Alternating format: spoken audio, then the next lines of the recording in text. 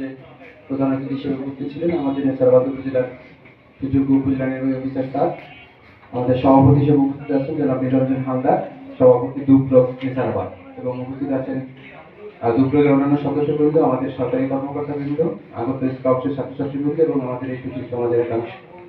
আপনাদের সবাইকে আমি এই সভায় উপস্থিত হওয়ার জন্য ধন্যবাদ জানাচ্ছি। আলোচনা অনেক হয়েছে, আর আসলে নতুন করে কিছু বলার নাই আমার। তবে আমি সবার আলোচনা থেকে যতটুকু বললাম যে সব আলোচনায় উঠে এসেছে দুর্নীতি কোনো পেশাভিত্তিক কোনো বিষয় না, অথবা বয়স ভিত্তিক কোনো বিষয় না। যে ক্লাস 1-এ পড়ে তার পক্ষে দুর্নীতি করা সম্ভব। সে যদি পরীক্ষার সময় তার পাশের জনের খাতাটা থেকে দুটা লাইন নিজের খাতায় লিখে ফেলে, এটাও একটা দুর্নীতি। আবার যে বয়স্ক লোক, একজন বৃদ্ধ, সে যদি আর একজন বৃদ্ধর হক মেরে আর কি নিজে যদি কোনো প্রতারণার মাধ্যমে একটা দুর্নীতি, বয়স্ক ভাতার কার্ড যদি সে নিজে নেয়, এটাও তার জন্য একটা দুর্নীতি। এজন্য শিশু থেকে একদম বয়স্ক পর্যন্ত দুর্নীতি করা সম্ভব। আমাদের সরকারি কর্মকর্তাদের দুর্নীতি সম্পর্কে আমরা সবাই সেই অনেক আগে থেকে অবগত আছি, এবং একজন রিক্সাওয়ালার পক্ষে দুর্নীতি করা সম্ভব। সে যদি রাস্তায় রিক্সা কম, সেভাবে সে যদি 40 টাকা ভাড়া 100 টাকা রাখে, এটাও একটা দুর্নীতি।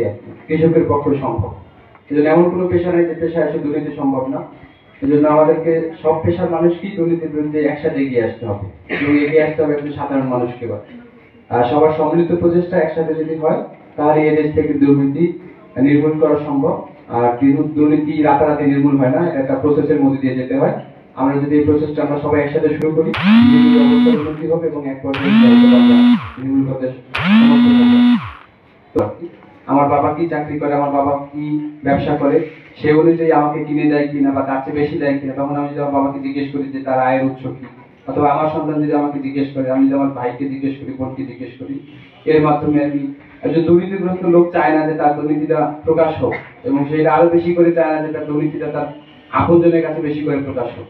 এই জন্য আপনজনরা যদি তাকে বারবার জিজ্ঞেস করে, তাহলে সে মোটামুটি এটা থেকে সরে আসবে।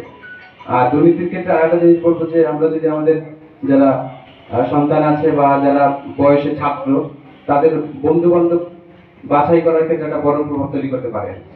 একটা বন্ধু বান্ধবের সার্কেলে 5 জন বন্ধু যদি খুব ভালো হয়, সৎ হয়, তাহলে একজন বন্ধুর পক্ষে হুট করে দুর্নীতিবাজ হয়ে ওঠা সম্ভব না। মানুষ দুর্নীতিও শেখে আর কি, বাস থেকে দেখে শেখে, অভাবে শেখে, কেউ স্বভাবে শেখে, আবার কেউ বাস থেকে দেখেও শেখে আর কি।